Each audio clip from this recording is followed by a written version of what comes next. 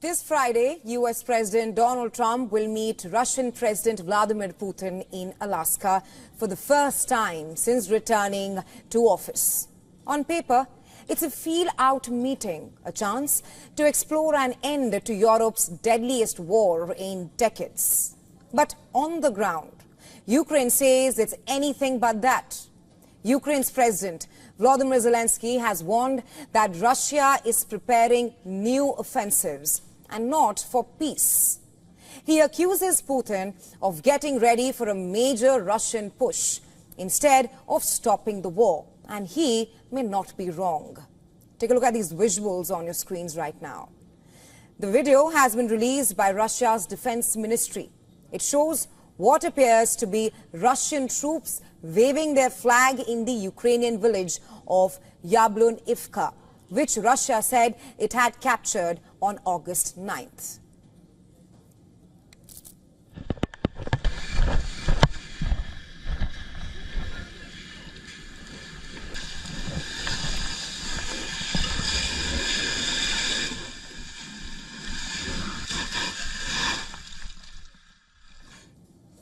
What is happening is that the Russian forces have made a sudden thrust into eastern Ukraine, that's near the mining town of Dobropilya, a move that may be designed to increase the pressure on Ukraine to cede land. As the US and Russian presidents prepare to meet, Ukraine's war map shows Russian troops advancing at least 10 kilometers in two prongs over recent days.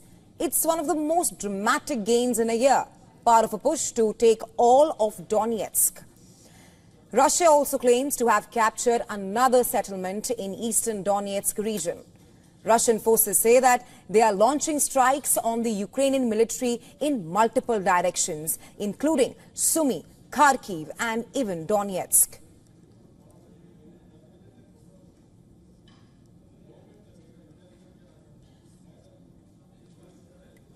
Russian air forces attacked drones, missile forces and artillery units destroyed Ukrainian long-range drone assembly units and even storage sites. Ammunition depots were also not spared, and temporary deployment sites of Ukrainian armed formations and foreign mercenaries. All of these came under Russian attack.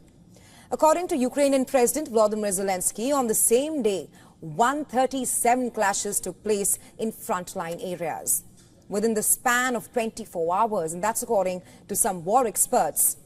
All this points to Russian aim to increase pressure on Kyiv to cede land, as US and Russian presidents prepare to meet this Friday in Alaska. Russian troops have advanced by at least 10 kilometers, roughly 6 miles north, in two prongs over recent days, part of a drive to gain full control of Donetsk. The advance reportedly is one of the most dramatic in the last year. They say that Russian forces are exploiting gaps in Ukraine's defenses, infiltrating deeper and seeking to quickly consolidate for further advances. Unconfirmed media reports also say that the Russian President Vladimir Putin has told Trump that he wants Ukraine to hand over parts of the Donetsk region that Russia does not currently control. There's no comment from Moscow on this as of now. Ukraine's military, for its part, insists that the situation is not a complete breakthrough, but look at what has happened in the past. Russian offensives have preceded negotiations, a pattern that now experts say is used by Russia to gain leverage at bargaining tables. A Russian breakthrough could come a sort of gift to Putin. That's during the negotiations, increasing pressure on Kyiv to make territorial concessions to avoid further losses. Yes, Ukraine right now is facing manpower shortage, but they're also hard at work to defend their cities. I'm talking about 4 heavily defended urban centers: Slovyansk, Kramatorsk, Drusivka, and lastly, Kostyavtynivka. Russian forces would need to capture all these 4 urban places and the cities before claiming the rest of the region. These are the fortress cities that remain difficult for the Russians to take control of. Ukraine's general staff said its forces liberated 2 settlements in the Sumy region from the Russian troops. And earlier this week, Kyiv reported retaking Bezhelevkia. And these are all small gains for Ukraine right now, but Kyiv is putting up a fight. Just yesterday, Ukrainian drones hit Russia's Orenburg helium plant, located in the city of Orenburg. This is the only facility in Russia which makes helium and is an important component for missile manufacturing, space technology and the aviation industry.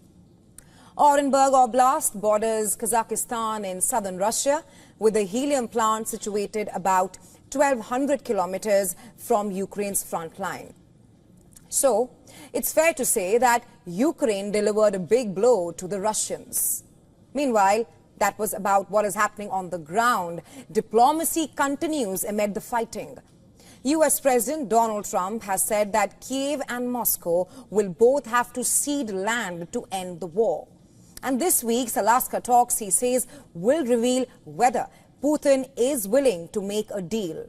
Trump has described the meeting as a feel-out. He has predicted that he would know probably in the first 2 minutes itself if progress was possible, if there was a deal. He says he will tell Putin to end the war, but he also says that he will walk away. Those remarks have alarmed European capitals as well. European Union Foreign Policy Chief Kaja Kallas has warned against concessions before an unconditional ceasefire. Not just that, UK's Prime Minister as well as European leaders have similarly said that any peace must be built with Ukraine and not imposed on Kyiv. Germany, meanwhile, plans a virtual meeting of European leaders in a bid to discuss pressure on Russia before a Europe-US call with President Trump. NATO, EU and Ukrainian officials are also expected to join. But Washington has not disclosed any concrete territorial proposals or a mechanism to ensure the Russian compliance with any ceasefire that might be struck.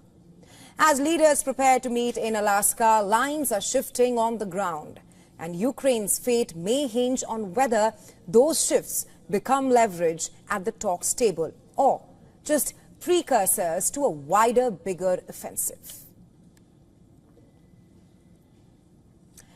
And for more on this, we were earlier joined by John Bolton, former National Security Advisor to US President Donald Trump during his first term, and he has also witnessed the Helsinki meet between Trump and Putin in 2018. We asked Ambassador Bolton about his perspective on the upcoming Alaska meet between Putin and Trump, and this is what he had to say.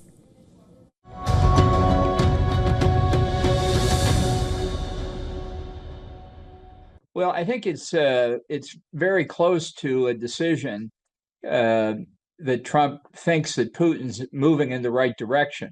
I think what Trump wants out of this meeting in Alaska is either some feeling that it's worth more of his time to try and negotiate a truce, a ceasefire, call it what you will, or whether it's time to back out entirely.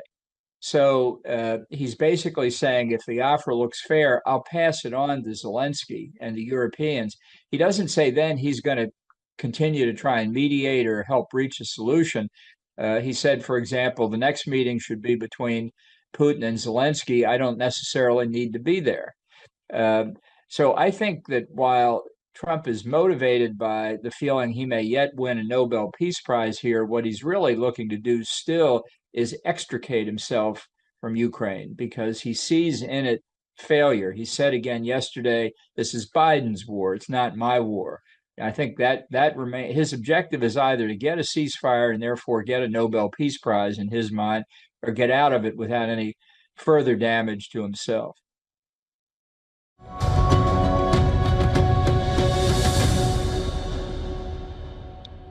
Right. I think the meeting in Alaska is a win for Putin. I mean, he goes from being an international pariah, leading a rogue state that committed unprovoked aggression against Ukraine, to standing in the world spotlight, having his picture taken with the President of the United States.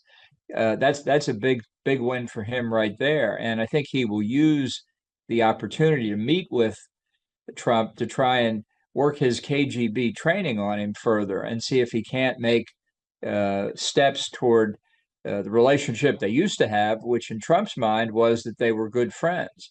I think Putin pushed that envelope, whether intentionally or unintentionally, further than he intended, because in past several weeks, Trump has said repeatedly that he's disappointed with Putin, unhappy with him.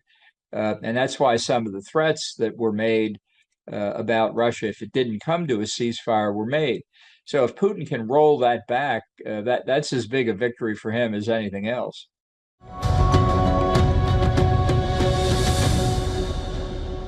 Well, I think Putin is very focused. He knows exactly what he thinks Russia's national interests are, and that's what he's pursuing. He sees this Alaska summit as a great opportunity for him to shape Trump's thinking on the state of play in Ukraine, and without Zelensky being there to contradict him. I think that's why the Europeans have moved to hold what they're calling a virtual summit on Wednesday, first with just European leaders, then with Trump and perhaps other Americans invited in to participate, so that they can try and have a word with him before he listens to Putin. But look, a virtual summit is a bunch of people looking at TV screens. It's not the same thing as being in the room with the person, and I think Putin knows that. We'll see how we won't see the pictures, of course, but it'll be interesting to hear reports on how long Trump's attention was maintained watching all these European leaders on a TV screen.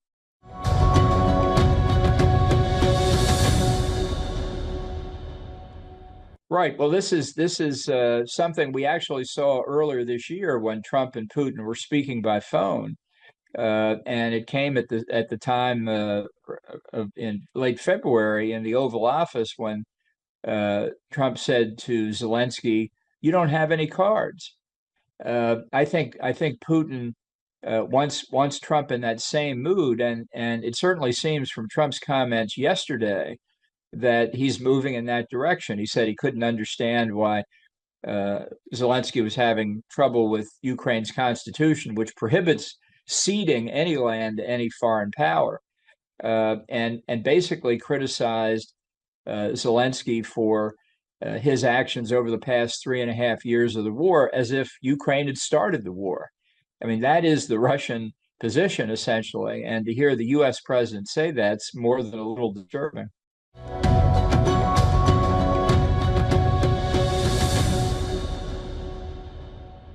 Well, I think the dynamic will be largely Trump trying to play the role of leader of a great power, dealing with the leader of another great power, whereas what Putin's trying to do is advance his substantive agenda in Ukraine. Trump will be delighted with the press conference that will follow the meeting if the two of them stand together as they did in Helsinki.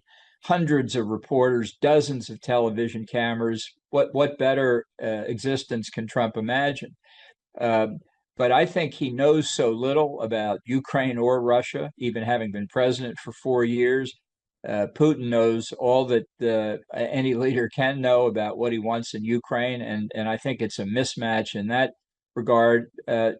Trump will be willing to find areas of agreement because he thinks it'll help him get a Nobel Peace Prize, which is his ultimate objective.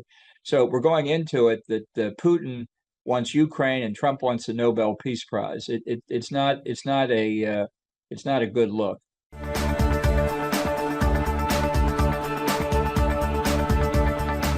Washington, D.C. is on the edge. U.S. President Donald Trump has announced federal takeover of D.C. police and ordered mobilization of 800 National Guard troops in the U.S. Capitol. Take a listen.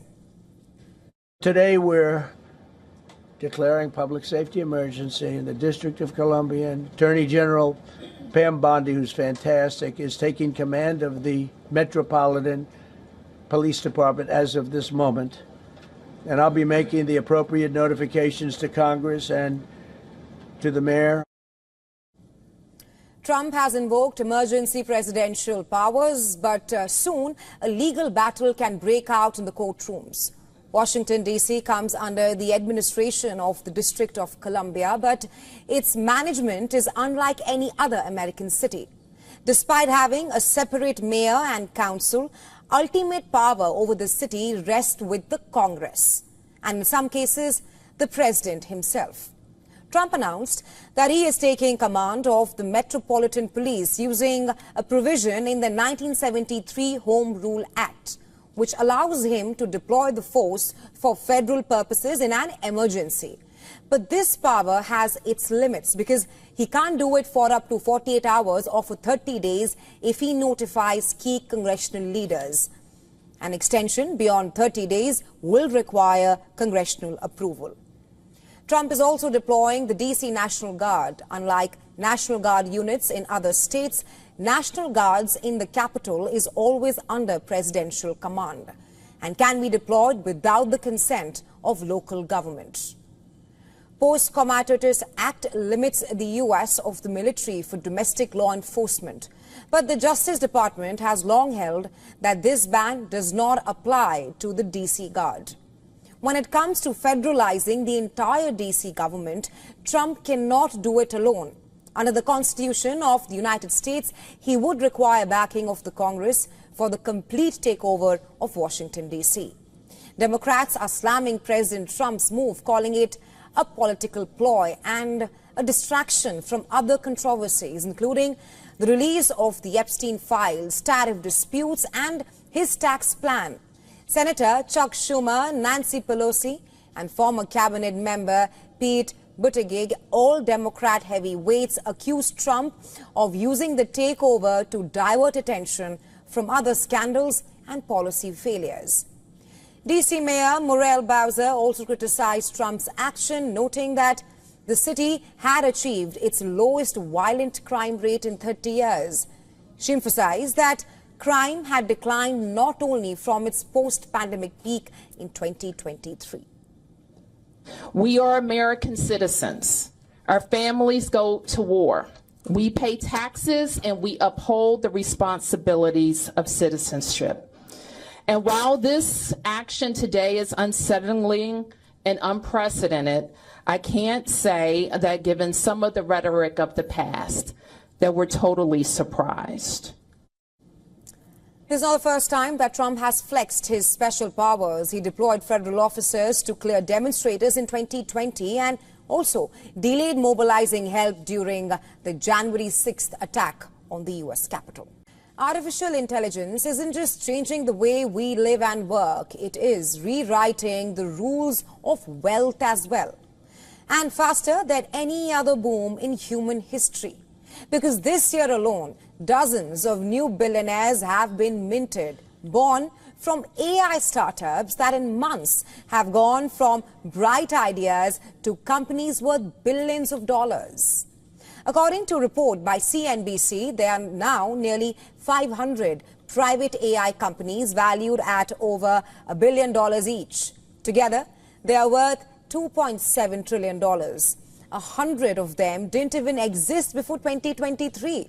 Stock prices of giants like Nvidia, Meta, and Microsoft have increased as well. Data centers, computing power, and AI engineers are all cashing in on the frenzy that is AI. According to MIT researchers, we've never seen personal wealth created at this speed or scale ever before. For example, Meera Murati, once at OpenAI, launched her own AI firm called Thinking Machines Lab. And in February, that was when it was launched. By July, it was valued at $12 billion after raising the biggest seed round in history. Then there's Anthropic AI, which reportedly is in talks to raise $5 billion at a valuation of $170 billion. That's nearly 3 times its valuation in March. Its CEO and its 6 other founders are now likely multi-billionaires. That's according to the CNBC report. Then there is Anysphere. It was valued at $9.9 billion in a June fundraiser, and just weeks later, it was reportedly offered a valuation of $18 billion to $20 billion, which means that its 25-year-old founder, that's the age, and CEO, Michael Truell, is a billionaire. So here's the thing. What separates these new crop of billionaires is that unlike the dot-com boom of the late 1990s, most of these companies are in no hurry to go public. It's because venture capital, sovereign wealth funds and family offices and other tech investors are constantly giving them investment so that they can stay private longer and keep growing. But that does not mean that there are no other ways to cash out. A booming secondary market now lets them sell their private shares to other investors without an IPO. These deals, called secondary sales or tender offers, are now becoming common. Some founders are even borrowing against their shares, using their stake in the company like collateral for a loan. It's a way to turn paper wealth into real money long before the company ever hits the stock market. OpenAI itself is planning a share sale to give employees cash at a jaw-dropping $500 billion valuation. It's an AI good rush. AI is minting billionaires, but whether it's minting lasting fortunes, that's a story still being written. A day after the Supreme Court ordered to remove all stray dogs from Delhi NCR and house them in shelters in 8 weeks, the top court has now issued a fresh directive to tackle stray dog menace within its area. According to the order, all leftover food has to be disposed of exclusively in covered dustbins. The circular cited a major increase in incidents of stray dogs roaming in the top court's corridors and even inside lifts within the Supreme Court complex. The Supreme Court's order, however, has sparked a major debate, with animal activists widely criticizing the decision, while the Delhi government is yet to take a stance. Earlier, Delhi Chief Minister Rekha Gupta's meeting to discuss the order was postponed with no clarity yet on the new date. The Chief Minister said on Monday that she will prepare to address this issue soon. The people of Delhi had been troubled for quite some time now on this issue. This problem had taken a formidable form and is now standing before Delhi, and providing a solution is very important. However, Delhi Mayor Iqbal Singh has welcomed the top court order and assured that they will try to implement it within the next 6 weeks itself.